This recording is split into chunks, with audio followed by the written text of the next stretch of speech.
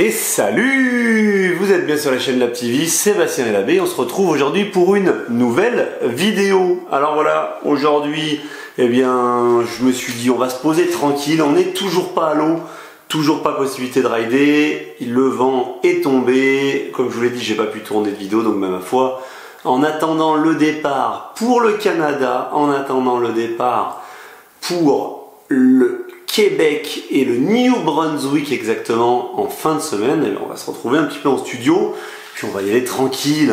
Alors aujourd'hui, on se retrouve pour une vidéo. Alors ceux qui connaissent pas la chaîne, on est sur une chaîne kitesurf glisse loisirs. N'hésitez pas à vous abonner, c'est juste en dessous. Pour les autres, vous avez l'habitude, différents types de vidéos. Aujourd'hui, on se retrouve pour une petite vidéo chill. Voilà, je voulais pas faire de tuto avec les images que j'ai, alors que je vais en tourner bientôt. Du coup, j'étais là, je me disais, tiens, qu'est-ce qu'on pourrait faire comme vidéo? Et je fouillais dans mes affaires, dans mes tiroirs, et je suis tombé sur un élément du passé, un souvenir des années kite lointaines. Alors il va y avoir deux types de personnes dans cette vidéo. Il va y avoir ceux qui n'ont pas vécu cette période-là et ceux qui ont vécu cette période-là. En gros, le concept, je me suis dit, j'ai trouvé dans mon tiroir ce vieux magazine, un Kitesurf Mag, le premier magazine du kitesurf, qui est l'édition le numéro 40 de décembre 2005.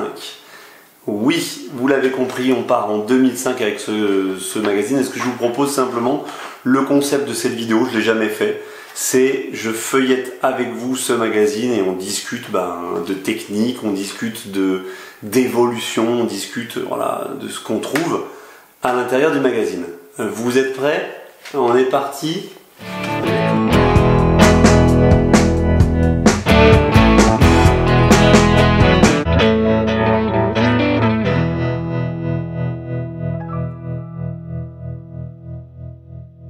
Alors, je ne l'ai pas regardé avant, je vais le découvrir avec vous. C'est parti, première double page. Souvenir, souvenir. Alors, je vais vous montrer ça. C'est une publicité en double page, une publicité F1. Je vous montre ça. Et ouais, 2005. Alors, attends, faut que la mise au point me retrouve. 2005, c'était le lancement des Tribal. Que de souvenirs. C-Shape, intégral système, intégral dépower, contrôle absolu de la puissance pour une meilleure sécurité, un confort accru et une plus grande utilisation. Dans les réalités, c'était pas du tout un intégral dépower, ça tirait fort, c'était costaud. Sécurité et performance, F1 vous présente la Tribal, sa nouvelle aile avec choquet intégral, freeride, freestyle, wave, machin. Le choquet intégral, en fait, c'était réellement quand vous poussiez la barre, il y avait une espèce de petite pastille en plastique et qui faisait que ça larguait le kite.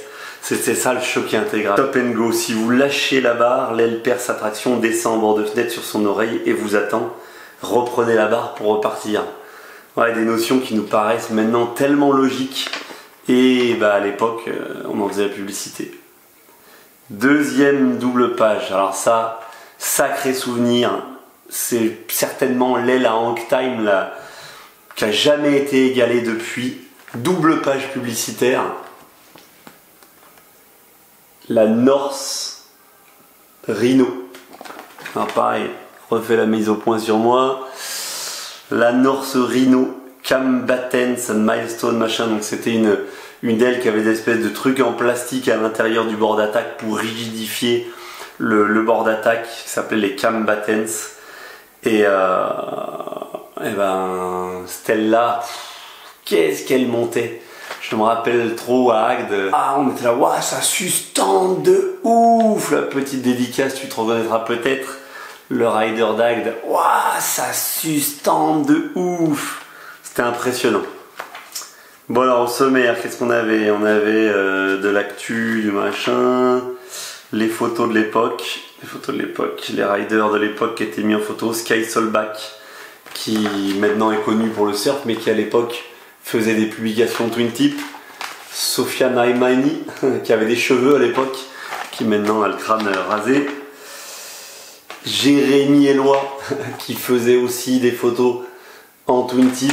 Alors c'est peut-être pour si vous êtes nouveau dans le kitesurf, c'est peut-être des gens que ça ne vous parle pas du tout, mais c'était en gros des icônes à l'époque, mais qui étaient déjà en pleine évolution, parce que là toutes les photos que je viens de montrer c'est du twin tip, c'est des mecs qui après n'ont jamais remis de twin tip au pied. Quelques années après, ils ont basculé sur le surf et ils n'ont plus jamais remis de truc. Et quand même Kevin Langueret qui était déjà là en 2005, déjà à haut niveau.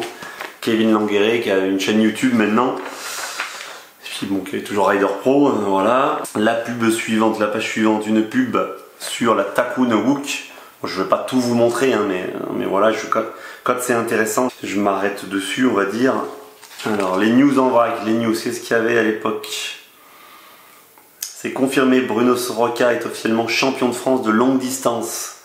Enfin un titre de champion et non de vice-champion, ça n'a pas empêché d'aller chasser la vague à la palue il y a quelques semaines. Bruno Soroka qui a maintenant sa marque de stand-up paddle et de kite. Tac, ensuite.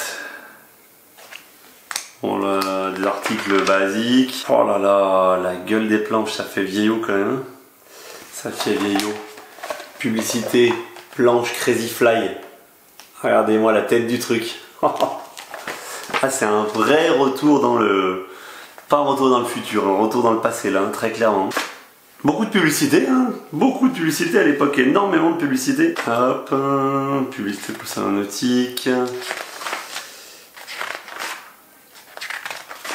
Bon, il y a énormément de pubs en fait. Waouh, la vache, je me rappelais pas. Alors là, il y a un article, station météo. En gros, qui parle de comment suivre la météo en kite. Je suis obligé de refaire la mise au point à chaque fois, c'est lourd. Comment faire comment savoir la météo? Et là, la photo, on oublie totalement, c'est fou comme ça avance vite. Regardez sur quoi on consultait la météo à l'époque. Mais non quoi. Mais non. Les vieux téléphones, on avait des vieilles données toutes pourries. Conditions, température, vent moyen 15 nœuds, rafale 16 nœuds de direction. C'est là qu'on se rend compte d'être devenu accro à la météo, on est devenu accro aux applications, alors qu'à l'époque on arrivait bien à kiter et la météo, c'était ce que c'était quoi. Des pubs, flysurf.com, double page, décidément c'était fourni en publicité. Flysurf.com, alors, et d'accord, 2005 c'était la grande époque du 100% des power et l'arrivée de la Nova. La Takun Nova qui était la révolution. Donc là, gros dossier intégral, le D-Power intégral, et donc c'était l'enjeu de la bataille commerciale, proposer une aile qui avait 100% de D-Power. Et donc en gros, bah là on nous explique, il y a tout un dossier sur plusieurs pages qui nous explique comment ce qu'on appelle donc un bow, une aile bow, ça à l'époque c'était... Voilà, le tout nouveau, tout beau, c'était vraiment la révolution, le beau kite. Il va être 100% des power, sécurité. Donc Cabrina sortait en même temps que Takun la crossbow, la switchblade qui étaient les premiers modèles beaux. Nesh sortait la shockwave, Genetrix la Hydra. Là c'était vraiment 2005, c'était une année charnière en fait, hein. C'était une année voilà, où il se passait vraiment quelque chose, ces nouveaux modèles arrivaient et voilà. Takun était sur le devant de la scène à ce moment-là avec la présentation de sa Nova. Ils n'ont pas su exploiter ça derrière. Et donc F1 qui présentait du coup sa Tribal dont on a vu la publicité au début. Alors du coup F1 c'était les seuls à pas avoir adopté le D-Power, à pas avoir adapté le beau concept et avoir choisi le D-Power intégral. Et donc il demandait l'avis à Raphaël Salle. Et donc Raphaël Salle disait qu'en gros pour l'instant le concept leur plaisait pas forcément. Et finalement ils s'y sont tenus. Ils ont eu raison. Ils ont eu raison. Enfin ça leur a donné raison puisque maintenant ils ont autant de D-Power puisqu'après ils ont basculé sur les Delta C-Shape.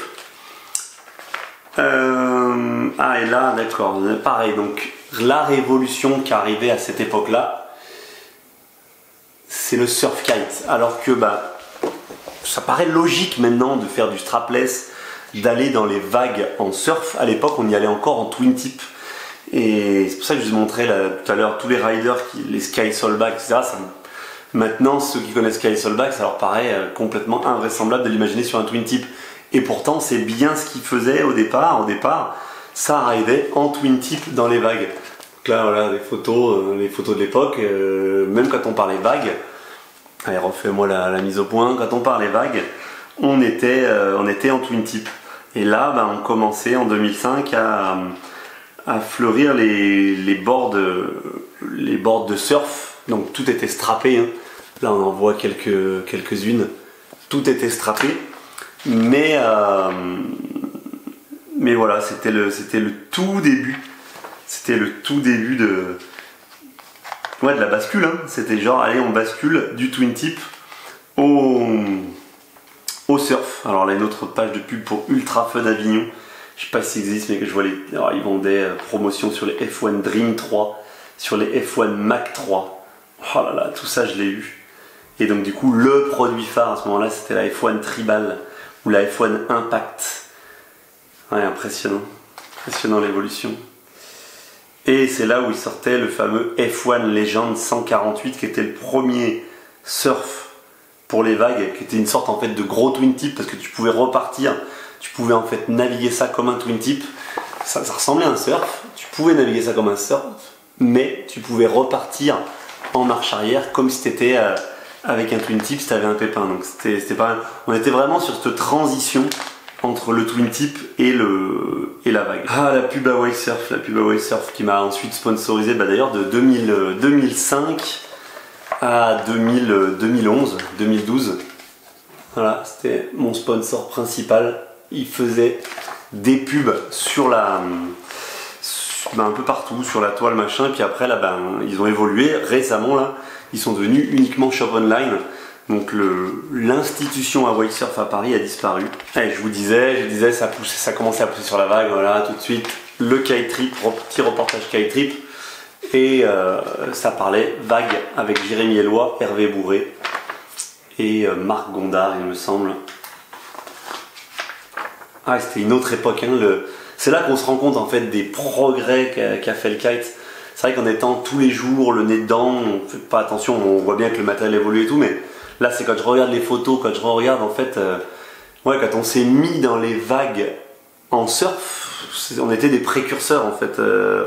On réinventait le sport, on inventait le sport. Alors que maintenant, le gars qui va dans les vagues, forcément il va y aller en surf, quoi. Tu vas en twin tip une session, deux sessions, puis tu mets le surf tout de suite. Pour nous à l'époque, ça a vraiment été une transition de passer au surf. Donc après ils avaient une petite rubrique comme ça, les petites annonces. Vous êtes moniteur de kite, dynamique et responsable, vous recherchez un poste, un emploi stable, une rémunération et un poste évolutif. Venez travailler chez Windstation Le Cat. Je sais pas s'il existe toujours. Waouh, Étienne Lotte avec qui après j'ai fait des trips avec F1. Tout jeuneau. Oh la bouille. Bon, je dis pas que t'es vieux Étienne, hein, si jamais tu regardes la vidéo, mais c'est vrai qu'on prend un coup de vieux quand on voit ce genre de photos. Petit dossier Power Kite en fin de magazine. Alors curieusement, c'est finalement sur le snow kite qu'on a moins l'impression qu'il y a de l'évolution. Voilà, je vous montre la photo là. Vous pourriez me dire, ouais, c'est une photo qui a été prise cet hiver. C'est vrai que là, du coup, curieusement, on voit pas trop, on voit moins l'évolution parce qu'ils étaient déjà aux ailes à caisson. Mais attention, il y a énormément d'évolution même sur les ailes à caisson. Mais on va dire que c'est moins marquant. Voilà, et écoutez, on vient de feuilleter ensemble 96 pages. Il y avait à l'époque énormément de publicité. Il faudrait que je compare avec un numéro là, de 2019. Mettez-moi en commentaire si ça vous intéresse, qu'on fasse la comparaison, qu'on regarde combien il y a de pages de pub, comment le kite est présenté maintenant par rapport à l'époque. Donc là c'était le numéro 40 de décembre 2005. Il coûtait 4,90€ à l'époque. Il existait, comme c'est marqué sur la couverture, en pack avec magazine plus DVD Kitesurf Addiction, Surf Trip au Mozambique. 100% des Power, c'était le dossier, le premier magazine du kitesurf. Et puis donc, la dernière page, c'était une pub pour Neige qui était donc à l'époque très présente, ce qui n'est pas le cas forcément maintenant, et qui lançait sa Shockwave, donc une aile spéciale pour les vagues, ce qui était, comme je disais, c'était les tout débuts.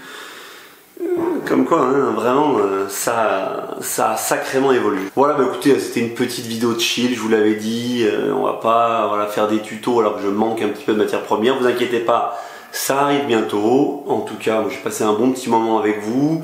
Merci encore pour tout le soutien, merci encore pour tous les commentaires, même si en ce moment, j'ai pas le temps de répondre. Je suis à fond sur Sun District pour que tout soit prêt très très vite. Le site est en ligne, mais vous l'avez vu, tout n'est pas encore prêt, ça arrive très très vite.